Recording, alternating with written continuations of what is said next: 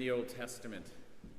Wisdom, often personified as a woman, probably because the Hebrew and Greek words for wisdom were feminine, was perceived as something that was an attribute of God, something that was a manifestation of who God was.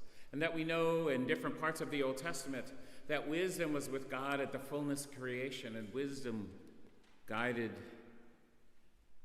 his every action. And that St. John saw in this Old Testament image of wisdom the precursor, the foreshadowing of Christ.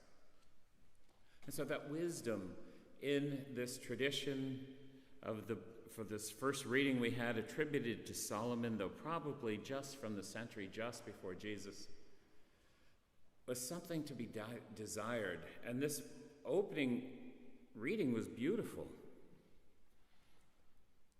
Watch for her early, and you'll have no trouble. You will find her sitting at your gates. That wisdom is seeking us. Wisdom wants to be part of who we are. And this is not knowledge. This is that deeper understanding, thinking with the ways and the mind of God. And though we might seek knowledge, we might strive to improve ourselves, we may always work towards becoming better. That's not simply by training our intellect, but it's by opening our hearts to the wisdom of God who wants to be with us, who walk about looking for those who are worthy of her, and shows herself to them as they go. This is the setup, this is the tie we have to the reading about the 10 bridesmaids. Bridesmaids is really a bad translation. The Greek is virgins, and it's a reference to an unmarried woman still living at home, typically young, a teenager, probably the sisters of the bride, the sisters of the groom, the cousins who lived in these tight family groups, the young unmarried women of the extended family who would have been excited and ready to join the party, which would have gone on for several days. And this gospel we have seems to have come in several layers, but principally the oldest version was just a parable by Jesus, talking about being ready and what it means to use that wisdom of God to be prepared for anything that might come. And in the context of faith, to be united with God in such a way that we're ready for whatever happens. The story is then told, at least by Matthew, after Jesus' death, and all of these elements take on a less parable-like reality and more of an allegory where it's clearly Jesus coming at the end of time, and the others who are waiting are Christians, and are they really ready for the fullness of the coming of Christ? And all of that is important. And we know that because our translation, it misses a key word. And at the very beginning of the gospel, according to Mark, and here in chapter 25, we don't have Jesus told this parable to his disciples.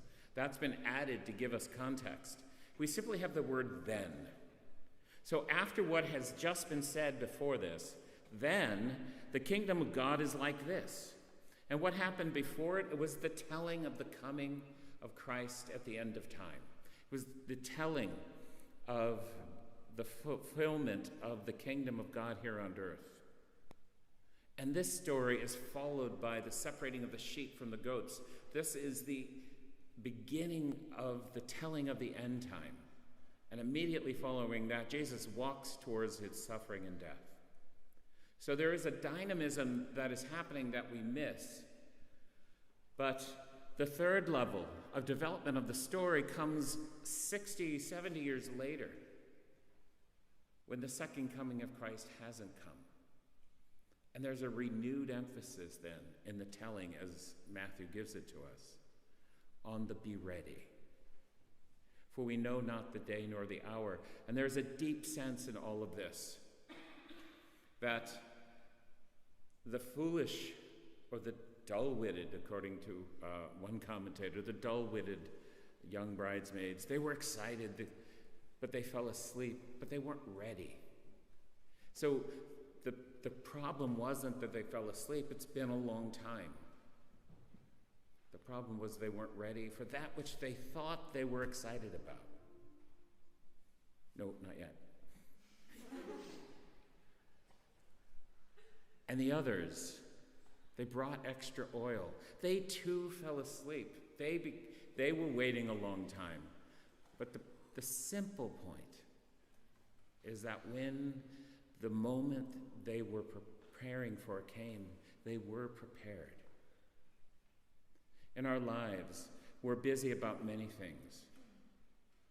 But here at the end of the church year, all of our readings turn towards the second coming, the end of creation.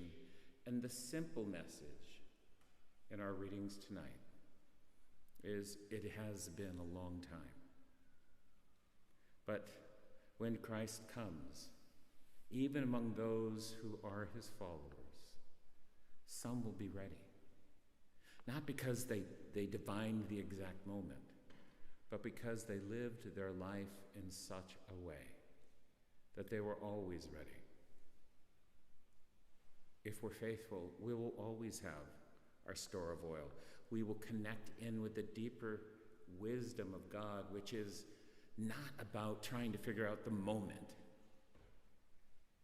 but about being united with him, allowing his grace to suffuse our very being, and to walk in our world, to walk with family and friends, to move about our everyday life, exactly and absolutely ready for the fullness of that which is to come.